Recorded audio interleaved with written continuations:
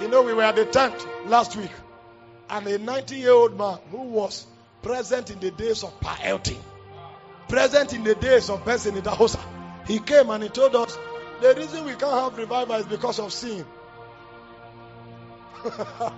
He didn't preach Rema. There was no, the government of God is about to appear in the territory. And the move of the Spirit, no Rema. The reason we don't have revival is because there is sin. The reason we don't have revival is because there is no truth in the church. So because God gives the man influence over 2,000 people, he comes to the altar and he stands like this. And he says,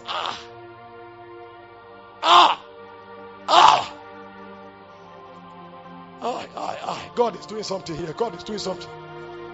Come and take this handkerchief, divide it into 20. The first 20 people that carry it should drop 1 million. There's a move.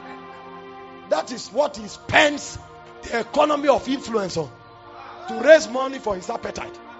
And then you say you are waiting for revival. So they pieces his hanky into 20, and then he gets 20 million from handkerchief of 10 naira. So that is revival.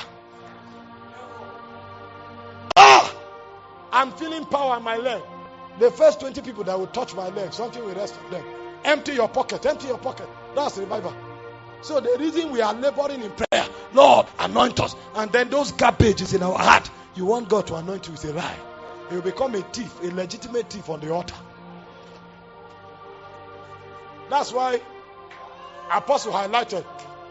Paul said, an elder must be flawless in character.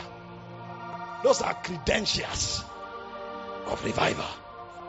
Do you know the power God invests during revival? I read the story of the Wales revival. Evan Roberts. The guy comes to church. He just sits on the altar and starts crying. And when he cries for 2 hours, the auditorium will be filled. The whole street will be filled. And in 1 year, people, they retrenched the police force because they didn't need them.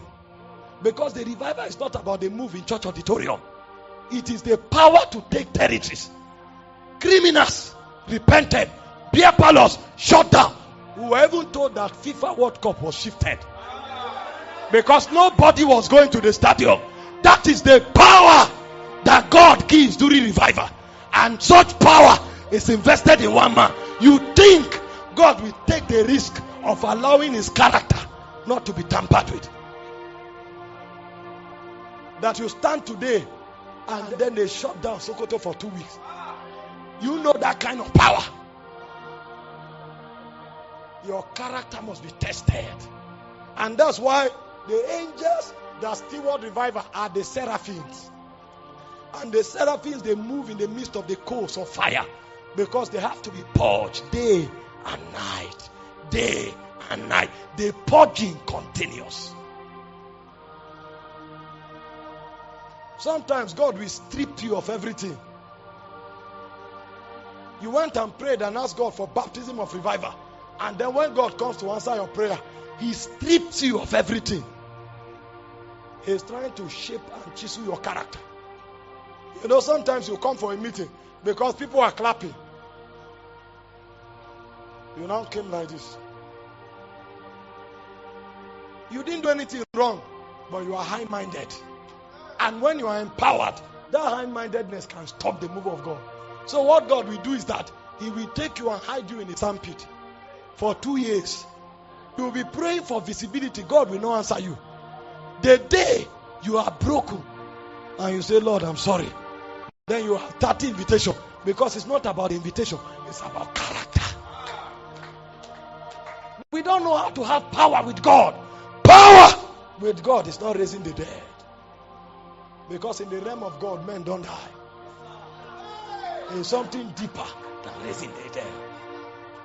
That's why I say a man that can keep his tongue is stronger than a man that can take a city.